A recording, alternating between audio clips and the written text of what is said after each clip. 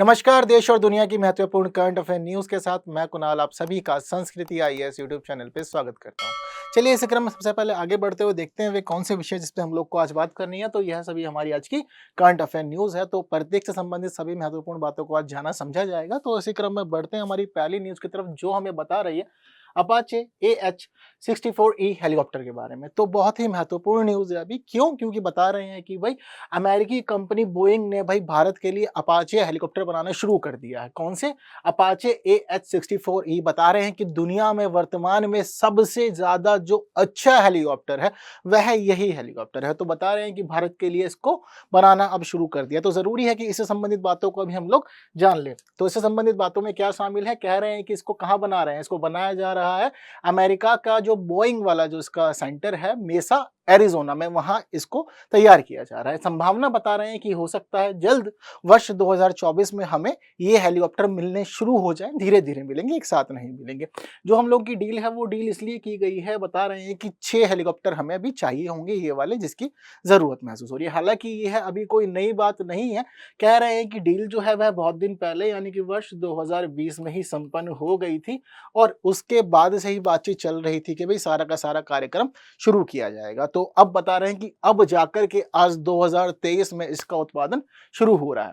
ठीक है, तो कह रहे हैं कि यह एक टैंक बास्टर हेलीकॉप्टर है, यानी कि ऊपर ही उड़ते उड़ते टैंक को बस्ट करने की क्षमता इसके अंदर है। यह पूरा खत्म कर सकता है। बता रहे हैं कि इसको इस प्रकार से तैयार किया जाएगा कि इसमें बहुत ही बढ़िया प्रकार की मिसाइलों को शामिल करने वाले हैं। कौन सी मिसाइल? कह रहे हैं कि 16 हेलफायर सटीक निर्देशित एंटी टैंक मिसाइल और स्टिंगर हवा से हवा में मार करने वाली मिसाइल। तो इन मिसाइलों को इसमें शामिल किया जाएगा जो इसको अपने आप में बहुत अच्छा और उन्नत बनाती है। कह रहे हैं कि रक्षा मंत्रालय ने इसके लिए जो भी अमाउंट था वह 2017 में ही फाइनल कर दिया था। 2017 में क्यों? बताते हैं कि 2015 में पहले एक अप्रूवल दिया था हमारा रक्षा मंत्रालय ने और बताया था कि हम अपाचे लेंगे। हालांकि वो अभी उस समय के तत्कालीन समय में बहुत ही महत्वपूर्ण अपाचे थे तो उसको लेकर के अप्रूवल दिया था। लेकिन फिर 2015 के बाद 2017 में कहा कि अब जो अपडेटेड वर्जन आएगा वो भी हम लेंगे। तो वर्ष 2017 में ही इस अपाचे के लिए कहा था कि 4168 करोड़ रुपए हम आवंटित करते हैं जिसके माध्यम से ये हेलीकॉप्टर हमें प्राप्त होंगे। तो यह वही सब कार्य अब चल रहा है, आगे बढ़ रहा है। तो समझ में आता है हम लोग को कि डिफेंस के जो काम है कई समय ले लेते हैं पूरा होने में, कई वर्षों का समय इन्होंने लिया है। ठीक है, आगे जब बढ़ते तो बता रहे हैं कि वर्ष 2020 में ही इन्होंने प्रॉपर डील साइन की थी। पर 2020 में ही क्यों डील साइन की? अगर हम समझते हैं तो मामला पता लगता है कि 2017 में दिया था रक्षा मंत्रालय ने अप्रूवल, उसके बाद 2020 का समय आया जिस समय डील साइन हुई। आज 2023 आ गया है जिस समय कह रहे हैं कि उत्पादन शुरू होगा और कह रहे हैं कि 2024 में ये हमें मिलेगा। काफी लंबी चेन है। तो इसके पैरेलल 2015 में एक और काम चल रहा था। वह कौन सा काम था? तो बताते हैं कि जो उस समय तत्कालीन समय में जो महत्वपूर्ण अपाचे था उसका कार्यक्रम 2015 में शुरू किया था। तो उसके बाद 2017 में यह सब फैसले हुए। बताते हैं कि जिस समय ये डील साइन हुई थी AH-64E अपाचे हेलीकॉप्टर के लिए, तो बताते हैं कि इस डील को साइन करने से पहले हमें 15 हेलीकॉप्टर लेने थे ऑलरेडी बोइंग से। तो कौन से? CH-47F Chinook heavy lift helicopter ये हमें लेने थे। तो बताया गया कि जिस समय यह डील साइन हुई उस समय यह जो प्रीवियस डील थी यह कंप्लीट हो गई थी। तो जिसके बाद हमने आगे का कार्यक्रम शुरू किया और एक नई डील साइन कर ली थी। बात क्लियर सभी को? तो प्रॉपर आप लोग को जो टाइमलाइन है यह पता होनी चाहिए और किसी भी प्रकार से जरूरत पड़ती है तो आप इसका यूज कर सकते हैं। बात क्लियर है? आगे बढ़ रहे हैं तो कुछ महत्वपूर्ण बात पता लग रही है भारत और अपाचे के बीच संबंध की। ऐसा नहीं कि पहली बार हम लोग के पास अपाचे आने वाला, एक लंबा समय बीत गया है और हम काफी लंबे समय से इसको यूज कर रहे हैं। बताते हैं कि जिस हेलीकॉप्टर को हम लोगों ने अभी मंगवाया है यह हेलीकॉप्टर विश्व में सबसे उन्नत बहुउद्देशीय लड़ाकू हेलीकॉप्टर है। कहते हैं कि विश्व में इस समय यह सबसे आधुनिक संस्करण है अपाचे का जिसको हम लोग तैयार करवा रहे हैं। हालांकि भारत की खास बात यह है कि भारत को अपाचे 1984 में ही मिल गया था, तब से भारत लगातार अपाचे का प्रयोग कर रहा है। तो भारत में भी बहुत सारे अपाचे हेलीकॉप्टर ऑलरेडी हैं। हालांकि बोइंग की एक और जो संयुक्त उद्यम है वह भारत में स्टैब्लिश है। कहाँ पे है? हैदराबाद में। तो बहुत सारा काम जो बोइंग के संबंधित होना चाहिए, अपाचे से संबंधित होना चाहिए, वह इस हैदराबाद वाली संस्था में ही होता है। बता रहे हैं कि जो ये हैदराबाद वाला उद्यम है यह टाटा और बोइंग का मिला जुला उद्यम है। तो टाटा भी इस दिशा में काम कर रहा है। सुनने में आ रहा है, न्यूज पता चली है कि अभी वर्ष 2023 के जनवरी के महीने में ही अभी एक महत्वपूर्ण काम किया था इस हैदराबाद वाली संस्था ने। क्या काम किया था? तो कह रहे हैं कि जो नया अपाचे हेलीकॉप्टर हम लोग को चाहिए, तो उसकी जो बॉडी होनी चाहिए, वो बॉडी यहीं हैदराबाद में तैयार हुई थी और उस बॉडी को तैयार करके इन्होंने जनवरी 2023 में सौंप दिया था अमेरिका को। तो अब उससे संबंधित कार्यवाही जो भी आगे होनी चाहिए वो सब की जा रही है। तो सिर्फ अकेला अमेरिका या अमेरिका में जो बोइंग सेंटर है वही इससे संबंधित काम नहीं कर रहा है। भारत में जो भी कार्य हो सकते हैं इसके संबंध में वो सभी किए जा रहे हैं और किसी हेलीकॉप्टर की पूरी बॉडी तैयार कर देना अपने आप में बड़ा कार्य ही है। बात क्लियर है सभी को? तो यह अपने आप में महत्वपूर्ण कार्य कर रहा है। हालांकि ऐसा नहीं है कि सिर्फ बोइंग के द्वारा जो तैयार किए गए अपाचे हैं यह सिर्फ हमें ही मिले हो। दुनिया में बहुत सारे देश हैं जो इस समय इसका यूज कर रहे हैं, जैसे कि अमेरिका खुद बना रहा है तो उसके पास तो है ही है, भारत के पास भी आ गया है। आगे अगर हम बात करें तो इंडोनेशिया, इजराइल के पास भी है, Japan, Korea, Kuwait, Netherlands, Qatar, Saudi Arab, Singapore, संयुक्त अरब अमीरात, मिस्र, ग्रीस, यूके। तो दुनिया के बहुत सारे देशों के पास है। तो ऐसा नहीं है कि हम भी नहीं चाहते कि हमें जाकर के सीधा हमला कर देना है इसको लेकर के। हम चाहते हैं कि ठीक है स्टॉक में रहे हमारे पास और कभी जरूरत पड़े। हम लोग जनरली कहाँ फंसते हैं? या तो पाकिस्तान के मामले में या चाइना के मामले में। तो कभी जरूरत पड़े तो इनके खिलाफ हम लोग इस्तेमाल कर पाए, ऐसी हम लोग की चाहत है। अभी बात क्लियर है? तो दुनिया का सबसे बेहतरीन अपाचे जल्द 2024 में हम लोग के पास होगा और भारत को मिल जाएगा। बात सभी क्लियर हो गई? तो महत्वपूर्ण न्यूज है, इससे संबंधित प्रश्न पहले भी पूछे गए हैं, कुछ प्रश्न आगे भी पूछे जा सकते हैं।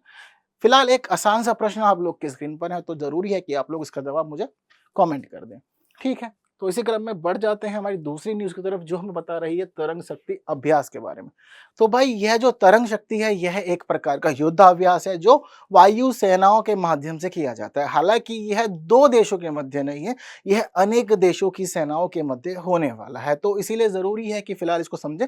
हालांकि न्यूज क्या है मैं आप लोग को यह बता देता हूँ। पहले बातचीत चल रही थी कि भारत में तरंग शक्ति जो है वह उसका आयोजन किया जाएगा। हालांकि पहली जो बात थी उसमें कहा गया था कि आने वाले अक्टूबर में, यानी कि 2024 में, तो अक्टूबर 2024 में भारत इसकी मेजबानी करेगा और भारत में इसका आयोजन होगा। लेकिन अब एक नया स्टेटमेंट आया है और हमारी जो इंडियन एयरफोर्स है उसने कहा है कि भाई पूरी संभावना है कि अगर अक्टूबर 2024 में हुआ तो हम इसमें शामिल नहीं हो पाएंगे। तो ऐसी स्थिति में इसको जो रीशेड्यूल कर दिया गया, आप कह रहे हैं कि 2024 के मिड में ही इसका आयोजन किया जाएगा। तो इस प्रकार ये फिर चर्चाओं में आया है, सभी न्यूज़पेपर में भरा हुआ है। तो जरूरी है कि हम इससे संबंधित बातों को पढ़ जान लें और देखें कि क्या क्या खास है। तो कह रहे हैं कि भाई यह भारत में आयोजित होने वाला अब तक का सबसे बड़ा अभ्यास है, यानी कि अब तक कोई भी वायुसेना का अभ्यास इतना बड़ा भारत में आयोजित नहीं किया गया था। न्यूज क्या है मैंने आप लोग को पहले ही बता दी है। तो इसका मुख्य उद्देश्य क्या है? तो कह रहे हैं कि जब अलग अलग देश, दुनिया के सभी महत्वपूर्ण देश अब एक साथ होंगे तो वह क्या करेंगे? वायुसेना का अभ्यास है तो वह आपस में मिलजुल करके संयुक्त प्रशिक्षण करेंगे अपने अपने महत्वपूर्ण हेलीकॉप्टर्स का और जो भी फाइटर जेट्स हैं उनका। साथ साथ कह रहे हैं कि जो भी रक्षा के क्षेत्र में ज्ञान है उनके पास में, तो उस ज्ञान का आदान प्रदान किया जाएगा। साथ साथ कह रहे हैं कि जो भी विभिन्न परिचालन परिदृश्यों में समन्वय के सुधार हो सकता है वह सारा सुधार का प्रयास इनके माध्यम से किया जाएगा। तो युद्धाभ्यास का मुख्य उद्देश्य ये होता है, मिलेंगे जुलेंगे, चीजों को साझा करेंगे, आगे की रणनीति निर्धारित करेंगे और इसके संबंधित जो भी निर्णय हो सकता है, सुधार की संभावनाएं हैं, जो भी उपाय हो सकते हैं उस दिशा में कार्य करना, बातचीत करना, यही इसका उद्देश्य होता है। कह रहे हैं कि होगा इसमें ऐसा कि 12 देशों की वायु सेनाएं शामिल होंगी। हालांकि इसमें एक ट्विस्ट है। ट्विस्ट कैसा है अगर हम समझे तो हमें यहाँ पता लग रहा है कि यहाँ पर शामिल जो होंगे वह तो होंगे 12 ही देश, ठीक है, लेकिन 12 देशों की स्थिति अलग है। यह 6-6 के पार्ट में डिवाइड है। 6 देश इसमें ऐसे होंगे जो पूरी तरह से सभी अभ्यासों में शामिल होंगे और वह मुख्य रूप से अभ्यास के लिए आएंगे। हालांकि जो दूसरे 6 देश हैं उनको यहाँ सिर्फ और सिर्फ पर्यवेक्षक के रूप में ही आमंत्रित किया जाएगा। तो मुख्य भूमिका इन 6 देशों की रहेगी। अब ये 6 देश कौन कौन से हैं ये आपको पता होना जरूरी है। तो देखिए, इंडिया का नाम तो सबसे पहले रहेगा ही, भारत में शामिल होगी तो भाई हमारी एयरफोर्स तो आएगी आएगी। इसके अलावा अन्य 5 देश कौन से हैं ये आपको पता होना चाहिए। तो बता रहे हैं कि भाई इसमें शामिल है France, Britain, Australia, America, Japan. ठीक है, तो यह पांचों के पांचों देश और साथ में भारत इसमें पार्टिसिपेट करेगा। एक खास पहलू और बताऊं, बहुत इजीली याद कर सकते हैं आप इन देशों के नामों को। कैसे? देखिए, एक नाम है ऑस्ट्रेलिया, एक है अमेरिका और एक है जापान। अब ये 3 देश अगर हम इसके साथ में इंडिया को जोड़ दें तो ये कौन से देश हो गए हैं? कौन से ग्रुप का प्रतिनिधित्व करते हैं? बिल्कुल एग्जैक्ट सही कह रहे हैं आप लोग। तो यह प्रतिनिधित्व कर रहे हैं यहाँ पर क्वाड का। तो 4 देश तो ये क्वाड वाले हैं, इसके अलावा फ्रांस और ब्रिटेन अलग हैं। तो इस प्रकार आप इसको इजीली याद कर सकते हैं। ठीक है, इतनी बात क्लियर हो गई। तो आगे बढ़ते हैं, तो हमें पता लग रहा है कि 6 देश और जो होंगे वह पर्यवेक्षक होंगे। लक्ष्य क्या है? तो कह रहे हैं कि जो-जो इसमें वायुसेनाएँ शामिल होंगी, उनके बीच में आपसी समझ को विकसित करने का कार्य किया जाएगा और जो भी हम लोग के प्रयास होंगे वह सब कुछ यहाँ पर होंगे। कह रहे हैं कि देशों के बीच में अनुकूलता को भी बढ़ाया जाएगा, ठीक है?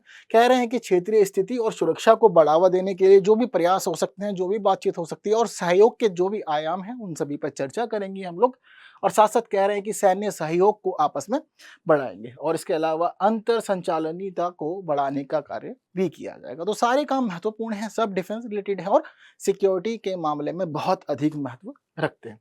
ठीक है, तो एक महत्वपूर्ण न्यूज़ आप लोग के सामने ऑपरेशन तरंग शक्ति के बारे में मैंने डिस्कस की।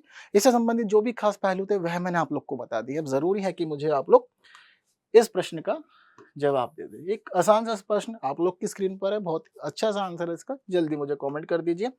बढ़ते हैं हमारी अगली न्यूज़ की तरफ जो हम बता रही है डिजिटल रूबल के बारे में। आप लोग को अगर याद हो तो बीते दिनों यानी कि लगभग दिसंबर के महीने में नवंबर-दिसंबर में हम लोगों ने बहुत ज़्यादा न्यूज़ पढ़ी थी डिजिटल रुपी के बारे में और सुनने में आ रहा था कि डिजिटल रुपी को अभी शुरू कर दिया गया है, प्रशिक्षण स्टेज में है और आने वाले समय में हर इंसान इसका यूज़ कर पाएगा भारत में जो भी रह रहा है। अब ठीक उसी प्रकार की ये जो न्यूज़ आप लोग अपनी स्क्रीन पर देख रहे हैं, किसके बारे में बता रहे हैं? डिजिटल रूबल के बारे में। रूबल किस देश की करेंसी है? सही बात, बिल्कुल यह रशिया की करेंसी है। तो कह रहे हैं कि भाई फिलहाल रशिया बहुत सारे इंटरनेशनल सैंक्शन से गुजर रहा है। क्योंकि हम सभी जानते हैं रशिया ने हमला किया था यूक्रेन पे जिसके बाद पश्चिमी विश्व तो इसका विरोधी हो गया था, तो उन्होंने बहुत सारे सैंक्शन लगा दिए इसके ऊपर। अब रशिया के साथ क्या समस्या खड़ी हुई कि जहां भी इसका मनी जाता है उसके ऊपर सैंक्शंस की वजह से काफी ज्यादा डिडक्शन किया जाता है और इंटरनेशनल पूरा जो पेमेंट सिस्टम है बैंक का वहां से भी रशिया के बहुत सारे बैंक को ब्लॉक कर दिया गया। अब रशिया के लिए समस्याएं खड़ी हो गई हैं, तो उसी की वजह से उससे बचने के लिए रशिया ने डिजिटल रूबल लॉन्च कर दिया। हालांकि अभी यह परीक्षण चरण में है, ठीक है? तो अब इसका टेस्ट चल रहा है पूरा का पूरा। जैसे इसका टेस्ट जो है यह फाइनल हो जाएगा, तो टेस्ट के बाद में बता रहे हैं कि इसको जन सामान्य यूज कर पाएंगे। इतनी न्यूज सब लोग को क्लियर हो गई है, ठीक है? अब आगे चलते हैं और समझते हैं इससे संबंधित अन्य पहलुओं को। कह रहे हैं कि भाई इसका भी उपभोक्ता परीक्षण शुरू हुआ है। इसको विकसित किस प्रकार किया गया? ब्लॉकचेन टेक्नोलॉजी के ऊपर इसको डेवलप किया गया है ताकि आने वाले समय में यह पूरी तरह से ब्लॉक रहे और इसमें जो भी डाटा रहे व्यक्ति का, साथ साथ इसमें जो भी बातें हों, जो भी प्राइवेसी की चीजें हों, उन सभी को भी सुरक्षा प्रदान की जा सके। हम सभी जानते हैं जैसे जैसे हम लोग डिजिटलाइज हो रहे हैं, तकनीक की दुनिया में आगे बढ़ रहे हैं, वैसे ही चिंताएं भी बढ़ रही हैं और पता लग रहा है अलग अलग जो भी साइबर हम लोग के लिए कंसर्न्स हैं वो बहुत ज्यादा रेज हो रहे हैं। बात क्लियर है सभी लोग को, तो इसलिए ब्लॉकचेन टेक्नोलॉजी पे इसको डेवलप करने का कार्य किया गया है ताकि सुरक्षा की जो भी विशिष्टताएं हो सकती हैं वह इसमें शामिल रहें। हालांकि बात बता रहे हैं कि हो सकता है कि 2023 के अंत तक यह पूरा का पूरा टेस्ट कंप्लीट हो जाए और इसके बाद इसको पब्लिकली इशू कर दिया जाए। बात सभी को क्लियर है, ठीक है?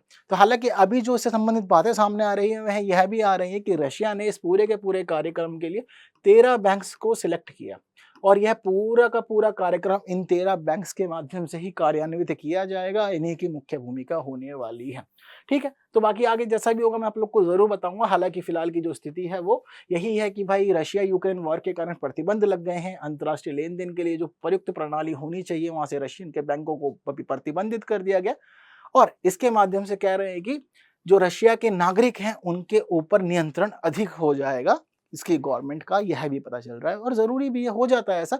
आप कहाँ किसको पैसा कितना दे रहे हैं, कौन सी करेंसी किधर जा रही है। अभी तो क्या है कि नोट होता है, अब नोट कहाँ है, किसकी जेब में कितने हैं और वो नोट कहाँ से कहाँ पहुंच गए। कई बार ऐसा होता है ना, आप लोगों ने मूवी में देखा होगा, रेड पड़ती है और छत से भी पैसा गिर रहा है, सोफों में भी निकल रहा है, आटे में भी निकल रहा है, चावल में निकल रहा है, हर तरफ निकल रहा है। लेकिन डिजिटल जो भी करेंसी है उसके मामले में ऐसा नहीं हो सकता और आप किसको दे रहे हैं, कितना दे रहे हैं, वो सारा रिकॉर्ड गवर्नमेंट के पास मेंटेन हो जाता है। तो इसलिए कह रहे हैं कि रशिया की जो गवर्नमेंट है वो अब नागरिकों के ऊपर अधिक नजर भी रख पाएगी, ठीक है? हालांकि कुछ चिंताएं भी हैं जैसे कि भाई नियंत्रण वाला भी है। तो नियंत्रण कहीं ना कहीं मौलिक अधिकारों को प्रभावित करता है, लोगों की प्राइवेसी से खिलवाड़ करता है। तो इसी वजह से कह रहे हैं कि यह इसकी प्रमुख चिंता और निजता संबंधी चिंताएं भी अधिक हैं। हालांकि कभी भी अगर आपके मोबाइल फोन को हैक कर लिया गया, क्योंकि आप डिजिटल चीजें कहाँ रखते हैं, मोबाइल फोन में रखते हैं, तो ये आपके बैंक में नहीं होगा। बहुत सारे लोग को भाई चिंता रहती है, उनके मन में एक प्रश्न रहता है कि डिजिटल करेंसी कैसे मदद करेगी। हम लोग आज भी डिजिटल हैं, पैसे का लेन देन कर रहे हैं, बट डिजिटल रुपये में क्या अलग होगा? तो देखिए डिजिटल रुपये का वर्तमान से मामला क्या अलग रहेगा। अभी हम लोग जनरली यूपीआई यूज़ करते हैं या कुछ और यूज़ कर लें, है ना? क्रेडिट कार्ड, डेबिट कार्ड वगैरह, होता सब डिजिटल है। बट अभी जो पूरा का पूरा सिस्टम चलता है वो चलता है हम लोग का बैंक टू बैंक, ठीक है? अगर मैं आपसे लूँगा तो वह मेरे बैंक में आएगा और आपके बैंक से निकल के आएगा, मैं आपको भेजूँगा तो मेरे बैंक से आपके बैंक में जाएगा। पर डिजिटल रुपये का मतलब क्या होता है कि बैंकों से परे और जो हम लोग की ऑफलाइन करेंसी है वो भी नहीं होगी। बैंकों से भी अलग होगा, ऑफलाइन करेंसी से अलग होगा। एक ऐसा अमाउंट जो हमारे पास मोबाइल वगैरह के अंदर, एक वॉलेट के अंदर, एक एप्लीकेशन के अंदर रिजर्व होगा। जो अमाउंट होगा पूरा का पूरा कैलकुलेटेड होगा, तरीके से ही यूज़ कर पाएँगे, बट जिस प्रकार के हमारे पास नोट, सिक्के वगैरह होते हैं उस फॉर्म में नहीं होगा। यह इसका अंतर होता है प्रमुख। बात क्लियर है? तो कहीं न कहीं इस वजह से जो भी डिजिटल कंसर्न्स हैं वो भी बढ़ जाते हैं। हो सकता है कि आपकी जो भी प्राइवेसी है उससे छेड़छाड़ हो सके, आपका डाटा चोरी हो सके, ये भी पूरी संभावनाएँ बनी रहती है। ठीक है? तो फिलहाल हम लोग के स्क्रीन पर आ गई है ग्लोबल कंडीशन कि दुनिया में अभी क्या-क्या चल रहा है। तो 2 तरह की कैटेगरी यहाँ रखी हुई है। एक वह देश हैं जो परीक्षण कर रहे हैं इसका, दूसरे वे देश हैं जो अभी विचार कर रहे हैं कि किस प्रकार से कार्य इसका आगे बढ़ाया जाए। तो देखिए, अभी कौन-कौन से देश इसका परीक्षण कर रहे हैं, तो नाम शामिल है चाइना, नाइजीरिया, घाना, भारत और ब्राज़ील। ये वे देश हैं जो इसका परीक्षण कर रहे हैं और रशिया का नाम भी इसमें शामिल है। हालाँकि कुछ अभी सोच रहे हैं कि कैसे-कैसे कार्यक्रम आगे बढ़ाना है और चीज़ें किस प्रकार से कार्यरत हैं यहाँ पर, तो पता चल रहा है ग्रेट ब्रिटेन, यूरोपीय संघ, नॉर्वे, पाकिस्तान और अमेरिका अभी इस तरफ सभी चीज़ें प्लान कर रहे हैं। ठीक है? तो आप लोग को ये सभी चीज़ें भी पता होनी चाहिए। हालाँकि इस सब बातों को जानने के बाद समय आ गया है एक प्रश्न का जवाब देने का, जो आपकी स्क्रीन पर है। एक अच्छा महत्वपूर्ण प्रश्न है जिसका जवाब आसानी से आप लोग दे सकते हैं।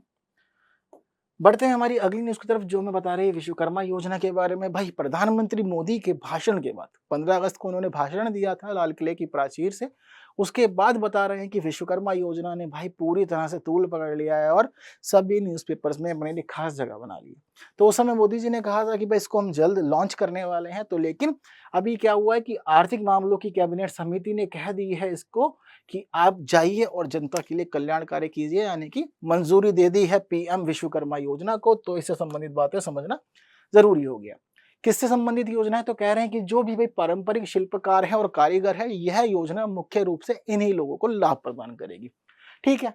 इसके उद्देश्य क्या है? तो उद्देश्यों में शामिल है पारंपरिक कौशल को बढ़ाना, जो भी ट्रेडिशन हमारे चले आ रहा है उसको आगे बढ़ाना है, प्रमोट करना है, अगली पीढ़ी तक पहुंचाना है, साथ साथ उन लोगों तक पहुंचाना है जो अभी इससे अनजान है। ठीक है? साथ साथ इनका जो कौशल है, इनके जो कार्य है, वह अभी एक क्षेत्र तक सीमित है। किसी गांव में है तो उस गांव में, किसी एक स्टेट में है तो उसी स्टेट में, वरना क्या मामला है कि एक ही एरिया तक पूरी तरह से लिमिटेड है। लेकिन अब कह रहे हैं कि हम चाहते हैं कि इनको अनुदान दिया जाए, सपोर्ट किया जाए, जिसके बाद इनके जो कार्य हैं वह विश्वव्यापी रूप से आगे बढ़े और दुनिया के अलग-अलग क्षेत्रों तक पहुंचे। जब ग्लोबलाइजेशन हो ही रहा है तो ये लोग क्यों पीछे रहे? इनको भी आगे आने का मौका दिया जाए और जो भी उत्पाद ये तैयार कर रहे हैं उनकी गुणवत्ता में सुधार किया जा सके। दोनों ही स्तर पे जो हम लोग के घरेलू मानक हैं किसी उत्पाद के लिए, उसके अनुरूप तैयार किया जाए और वैश्विक मानकों के अनुरूप तैयार किया जाए, ताकि केवल हमारे देश में ही इसका प्रयोग ना हो, दुनिया के अलग-अलग देश इनके द्वारा बनाए गए उत्पादों का प्रयोग कर सकें। बात क्लियर है सभी को?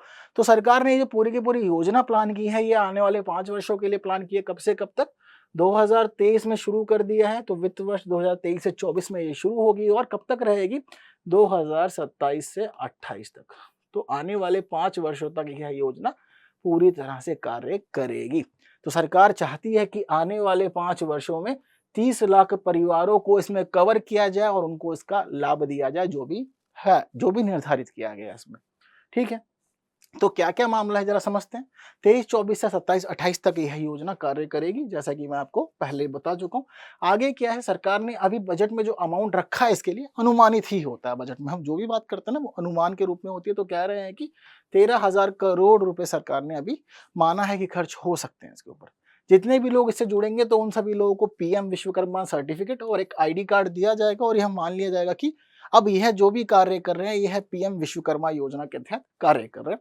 इसमें सरकार ने यह भी फैसला किया है कि जिन लोग को कार्य आता है, जो पूरी तरह से जानकार हैं इस कौशल के, तो वह लोग तो काम करेंगे और उत्पाद तैयार करेंगे, लेकिन हम चाहते हैं कि ये पूरा का पूरा ज्ञान और कौशल अगली पीढ़ी तक भी पहुंचे। तो ऐसी स्थिति में जरूरी है कि प्रशिक्षण दिया जाए, प्रशिक्षण केंद्र खोले जाएं। तो सरकार ने कहा कि जो व्यक्ति आता है, जुड़ता है प्रशिक्षण केंद्रों से, तो ऐसी स्थिति में उन लोग को भी वेतन दिया जाएगा और यह जो वेतन रहेगा यह रहेगा प्रतिदिन 500 रुपए। ठीक है, तो यह कार्य भी सरकार ने यहाँ पर निर्धारित किया है। बता रहे हैं कि यहाँ पर सरकार यह भी चाहती है कि आप यहाँ तक ही सीमित नहीं रहें। कई बार ऐसा होता है कि आपको बस ज्ञान होता है, कौशल होता है, आप कार्य करने में सक्षम होते हैं, लेकिन आप अपनी आर्थिक स्थिति के कारण पीछे रह जाते हैं। इकोनॉमिक कंडीशन आपकी अच्छी नहीं होती, तो उस वजह से पीछे रहना पड़ता है। सरकार ने कहा है कि आपको काम करना आता है, कोई बात नहीं। हम चाहते हैं कि आप आधुनिक उपकरण खरीदें और उसके लिए पैसा हम देंगे। तो सरकार ने कहा है कि 1500 रुपए की राशि जो है वो हमको दे सकते हैं, जिससे कि आप अपने लिए जो भी जरूरत का सामान है उसको खरीद लें। बात सारी क्लियर हो गई।